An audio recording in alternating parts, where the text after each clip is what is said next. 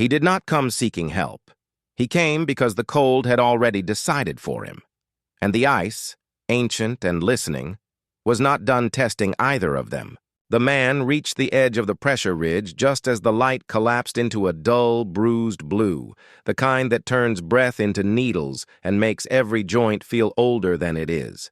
His boots were wrong for this land, patched too many times, the soles stiff with old frostbite scars that never quite healed. He was a trapper by habit, not by pride, a man who had learned long ago that the Arctic does not care who you were before you arrived. He carried exhaustion in the way his shoulders sagged, in the shallow rhythm of his breathing, in the quiet resignation that followed him like a second shadow across the snow. Before we begin, make sure to subscribe, like the video, and tell us in the comments which country and city you're watching from. She watched him long before he knew she was there.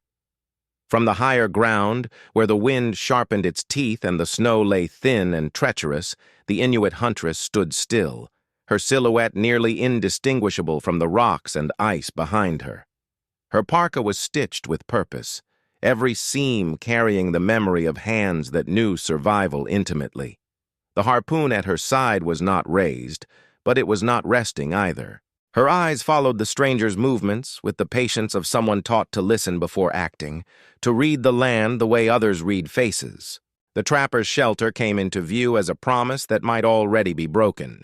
Driftwood walls leaned inward, the roof patched with sealskin and scavenged canvas, creaking softly as the wind threaded through its gaps.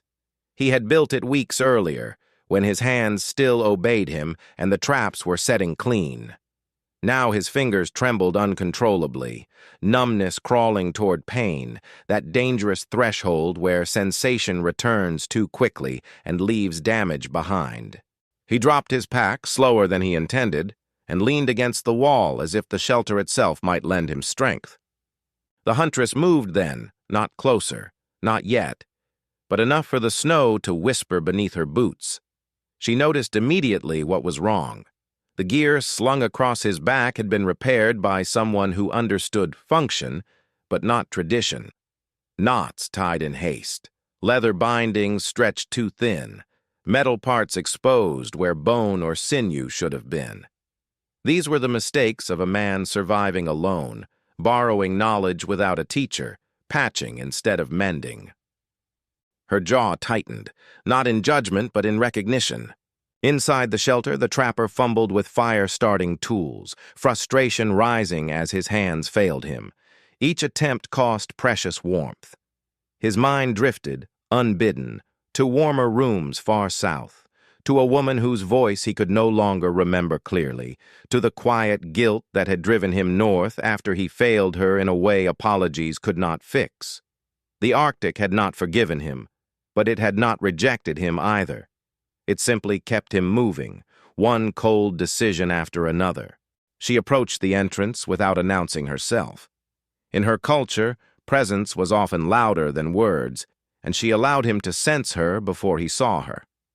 When he turned, startled, his breath caught, not from fear, but from the sudden awareness of how vulnerable he truly was.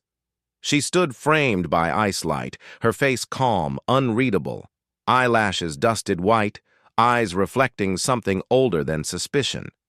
For a long moment, neither spoke. The wind filled the space between them, carrying the low groan of shifting ice somewhere far off. Her gaze dropped to his gloves, stiff and cracked, then to his boots, then finally to the broken strap hanging loose from his trapping gear. She understood immediately. Without repair, without proper mending, he would not last another journey. The land had already begun to circle him. She stepped inside without invitation, crouched, and touched the damaged binding with deliberate care. Her fingers moved confidently as if greeting an old wound. Only then did she speak, her voice low, steady, carrying no threat. "Your hands are too cold to do this right." The words were not accusation. They were fact. He nodded, ashamed of how much relief he felt hearing them. He offered her space, backing away, watching as she examined the damage more closely. She would need tools, time, and warmth. And he though he did not yet understand it, would need her far more than shelter for the night. Outside, unseen but not absent, the distant outline of movement hinted at others. Watchful, patient, aware that something had shifted on the ice. By the time the fire finally caught, crackling softly and breathing life into the frozen air, the Huntress had already decided. This man was not prey, he was not threat. He was something more complicated, and complications, she knew, often drew the attention of the clan. The ice groaned again, louder this time, as if acknowledging the choice. Neither of them noticed how the night seemed to close in with intent, or how the land itself appeared to lean closer, listening. The fire did not make them warm right away. It only reminded them how cold they truly were, and how much the Arctic takes before it gives anything back. The shelter filled slowly with the scent of smoke and old wood, the kind that settles into fabric and memory alike. The trapper sat against the wall, jaw clenched as sensation crept back into his fingers in sharp, punishing waves. Pain replaced numbness, then settled into a deep ache that reached his wrists and elbows, a reminder of how close he had come to losing function altogether. Across from him, the Inuit Huntress worked without hurry, her movements efficient and practiced, as if time bent slightly around her presence. She removed the damaged strap entirely, laying it flat, already planning its rebirth rather than its repair. Before we begin, make sure to subscribe, like the video, and tell us in the comments which country and city you're watching from. She used materials from her own pack, clean sinew, bone fasteners smoothed by years of handling, a strip of cured hide cut to size with a blade that had likely belonged to someone before her. The trapper watched in silence, absorbing every motion, not as instruction, but as witness. He had learned survival from manuals, from observation, from trial and error. What she carried was different. Her knowledge did not rush. It did not improvise carelessly. It moved with the confidence of lineage, of lessons passed hand to hand, generation to generation, through winters that punished those who forgot. The wind pressed harder against the shelter walls, rattling the canvas roof until it snapped like a flag. Snow sifted through the smallest seams, landing on their boots, their knees, melting slowly as the fire strengthened. Outside, the land spoke in low tones, ice shifting, distant cracks echoing like slow thunder beneath the surface. The Huntress paused once, listening, her head tilted slightly, eyes unfocused as if following a sound no one else could hear. Whatever she sensed did not alarm her, but it did not reassure her either. The trapper finally spoke, his voice rough, unused, carrying the strain of someone who had spent too many days alone. He thanked her, not extravagantly, not with questions, but simply, sincerely. She acknowledged it with a brief nod, her focus never leaving the work. Gratitude, she knew, was not measured in words spoken during a storm. It was measured in what followed, in whether a person learned, in whether they respected what was given. As she tightened the final binding, her eyes flicked again to his hands. They were scarred in the way only cold leaves behind, uneven pale patches, thickened skin where frost had bitten deep before retreating. She recognized the signs of someone who pushed through pain rather than retreating from it, someone who had survived not because he was strongest, but because he endured longer than expected. That kind of endurance could be dangerous. It could make a man believe he was invisible to consequences. She handed the repaired gear back to him, holding it just long enough to ensure he took it properly, feeling its balance, its integrity. This was not simply mending. It was correction. The strap would now hold under strain. The knots would not betray him when his hands failed. The materials would respond to cold the way they were meant to. In her culture, tools were not objects. They were extensions of the body. Poorly made tools led to poor decisions. Poor decisions led to death. He tested the strap, nodded once, and set the gear aside with a care that bordered on reverence. The firelight caught her face then, revealing lines carved not by age but by expression, focus, restraint, attention. She was not young in the way outsiders assumed, nor old in the way they feared. She was simply exact. The kind of person the Arctic shaped carefully, keeping only what served survival and leaving the rest behind. Silence returned, thicker now, layered with shared heat and unspoken understanding. He offered food, dried meat, hard bread, meager but honest. She accepted without ceremony, tearing a piece and eating slowly, thoughtfully. Sharing food in this place was not hospitality, it was alignment. Outside, shapes moved along the ridge, indistinct but deliberate. The clan did not announce itself. It observed. It waited to see if the stranger would prove worthy of the warmth he had been allowed to borrow. When she finally looked at him again, her voice was quieter than before, weighted differently. She asked him where he was going. Not why. Not how long. Where? The question carried consequence. He hesitated, then answered truthfully. He did not know any more. The answer did not surprise her. It did, however, confirm something she had already begun to suspect. By morning, this uncertainty would not be his alone. Morning did not arrive all at once.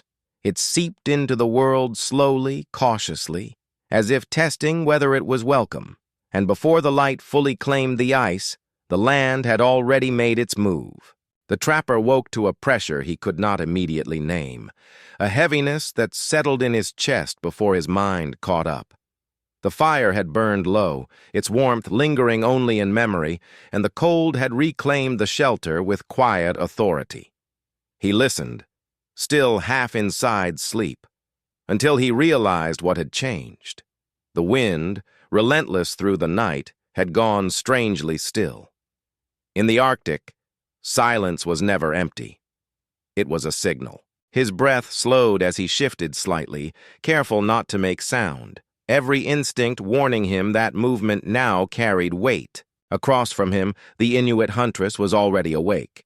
She sat upright, alert but calm, her posture grounded, as if she had slept lightly and risen exactly when needed. Her eyes were fixed on the shelter wall, not seeing it, but sensing beyond it. The faintest tension showed in her shoulders, a readiness that came not from fear, but from responsibility. She had known this would happen. The land had spoken enough during the night. The clan never ignored such signs. Outside, shapes moved with intention. Boots pressed into fresh snow, forming arcs rather than lines, careful to leave no careless tracks. Voices did not carry, but presence did. The shelter was no longer a solitary structure on the ice. It had become the center of a living boundary. The clan ringed it not in aggression, but in assessment. This was how they protected themselves, how they ensured that what entered their world would not fracture it from within. The trapper's hand drifted instinctively toward his gear, then stopped. He remembered her work, the corrected bindings, the quiet authority with which she had returned his tools to him. He understood then that reaching for them now would be the wrong language to speak. Instead, he stayed still, letting his hands rest where they were visible, open, unarmed in every sense that mattered. His vulnerability was no longer theoretical. It was on display. She rose slowly and moved toward the entrance, her boots silent against the packed snow inside. Before stepping out, she glanced back at him once. The look carried neither reassurance nor warning, only acknowledgement. Whatever happened next would involve him, whether he was ready or not. She pushed aside the hanging flap, and cold light poured in, pale and unforgiving. The clan revealed itself without spectacle.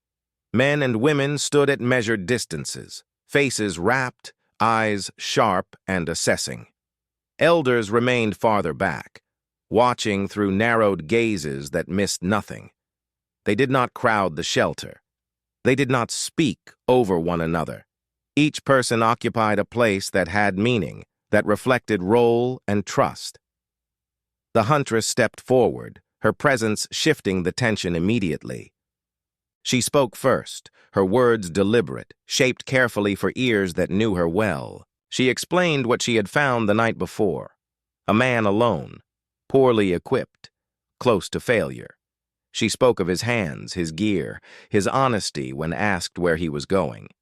She did not defend him, nor did she diminish the risk he represented. In her culture, truth was the only ground sturdy enough to stand on. The clan listened, not interrupting, their silence active, evaluative. From inside, the trapper could hear only fragments, tones, rhythms, the subtle rise and fall of a language shaped by wind and ice. He did not understand the words, but he understood what was happening. His life, or at least his future on this land, was being discussed without him. Strangely, the realization did not bring panic. It brought clarity. He had lived too long believing he could negotiate survival alone. Now he was being measured by people who had survived collectively for generations. One of the elders stepped forward, closer than the others, his movement slow but assured. His gaze slid briefly toward the shelter opening, catching the trapper's outline in the dim interior. The look was neither kind nor cruel. It was precise. He asked a question, short and pointed. The Huntress answered without hesitation. Another elder followed with a longer statement, her voice low but firm, carrying the weight of memory. The circle tightened slightly, not in threat, but in focus. Inside, the trapper closed his eyes for a moment, feeling the cold seep deeper into his bones, feeling the echo of choices that had brought him here. He thought of the life he had abandoned, of the exhaustion that had driven him north, believing distance could erase regret. Now, surrounded by a people who carried their past with honor rather than flight, he understood the flaw in that thinking. Survival was not escape, it was reckoning. When the Huntress finally turned back toward the shelter, her expression had changed, not softened, but sharpened, as if a decision had been shaped and set. She did not smile. She did not gesture for him to come out. Instead, she spoke one sentence, carefully chosen, and stepped aside. The opening was no longer just a doorway. It was an invitation layered with expectation. The trapper rose, joints protesting, breath steady despite the cold. As he stepped forward into the light, the circle held. The clan waited. By morning, the shelter had not been taken. It had been claimed, temporarily, by something larger than either of them, and whatever happened next would bind them together in ways neither had anticipated. The circle did not close, it adjusted, and in that subtle shift, a future either narrowed or opened. The trapper stepped fully into the cold, the snow biting through his boots as if to test whether he deserved the ground beneath him. He kept his gaze level, not lowered in submission, not raised in challenge. He understood now that posture spoke louder than intention. The clan watched closely, reading him the way they read weather patterns and animal tracks, searching for signs of imbalance. The Huntress remained slightly ahead of him, not shielding him, but anchoring his presence to hers, a quiet signal that he had not arrived unseen or unaccounted for. An elder spoke again, his voice carrying across the ice with practiced economy. The Huntress translated slowly, not word for word, but meaning to meaning. They wanted to know why he stayed when he could have turned south, why he chose isolation instead of return, why he built shelter on land that did not belong to him. The questions were not accusations. They were structural, probing the foundation of his choices. The trapper answered with honesty that surprised even him. He spoke of exhaustion, of mistakes that followed him like ghosts, of a need to learn whether he could still be useful to something other than his own survival. The wind returned then, not violently, but with presence, sweeping fine snow across the circle and forcing everyone to adjust their footing. The Huntress watched how he responded. He did not panic. He did not rush. He planted his feet, remembered her work on his gear, trusted the balance she had given him. It was a small thing, but in the Arctic, small things were often decisive. One of the elders noticed. A brief nod passed between them, almost imperceptible, but it carried weight. They did not offer him welcome. They offered him condition. He could remain where he was for now, but not as he had been. He would not trap alone without understanding the patterns of migration that sustained the clan. He would not take without learning how to give back, repairing nets, sharing catches, respecting boundaries drawn long before he arrived. The Huntress would be responsible for watching him, for correcting him, for deciding when he became liability rather than asset. Responsibility in this place was never symbolic. She accepted the role without hesitation, not because she sought authority, but because she understood the cost of refusing it. When the clan began to disperse, their movements smooth and unhurried, the tension eased but did not vanish. Trust here was not granted in moments, it was accumulated. The shelter, once solitary, now existed within an invisible map of obligations and observation. The trapper felt the weight of it settle over him, not oppressive, but exacting. As they returned inside, the shelter felt different. Smaller, perhaps, or more honest. The Huntress began to reorganize without comment, shifting items, reinforcing weak points, preparing the space for continued cold. He watched, offering help only when asked, learning the rhythm of restraint. Outside, the distant sounds of the clan faded into the vastness, but their presence remained, etched into the morning like tracks that would not melt quickly. She spoke again, quietly as she worked. She told him that the ice remembers who respects it and who only takes from it. That survival here was not about endurance alone, but alignment, with land, with people, with purpose. He listened, not as a student memorizing rules, but as a man finally understanding the cost of his isolation. For the first time in a long while, the future did not feel like something he had to outrun. By midday, the light had strengthened, revealing the shelter's place within a wider world of movement and connection. The trapper stood at the threshold, looking out across the ice, knowing that by morning he had been measured, and by noon he had been allowed to remain. The question now was not whether he would survive, but whether he would change enough to deserve it. The ice does not celebrate conclusions. It records them, and it remembers who was changed by what it allowed to happen. The days that followed did not soften. The cold remained exacting, the wind unkind, the distances unforgiving. But something in the rhythm of the trapper's movements began to shift. He rose earlier, learned to read the sky the way the Huntress did, not as scenery, but as instruction.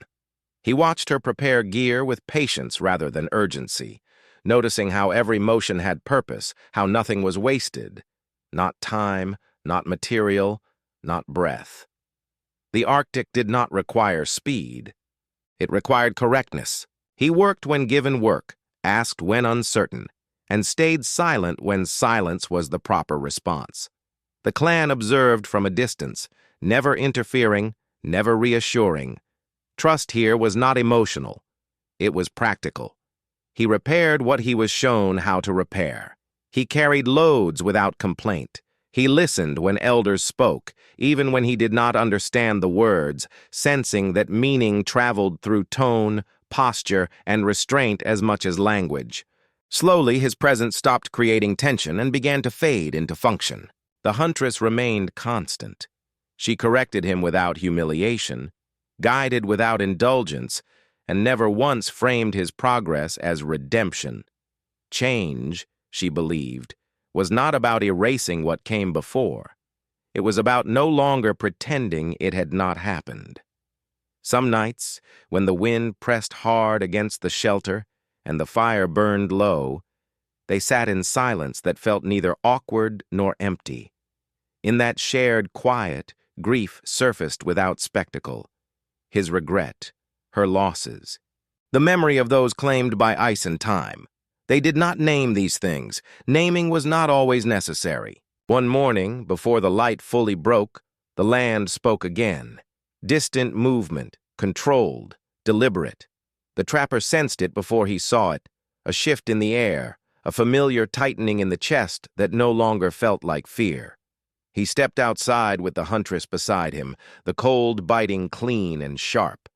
Along the ridge, figures emerged, members of the clan, forming not a circle this time, but a presence woven naturally into the landscape.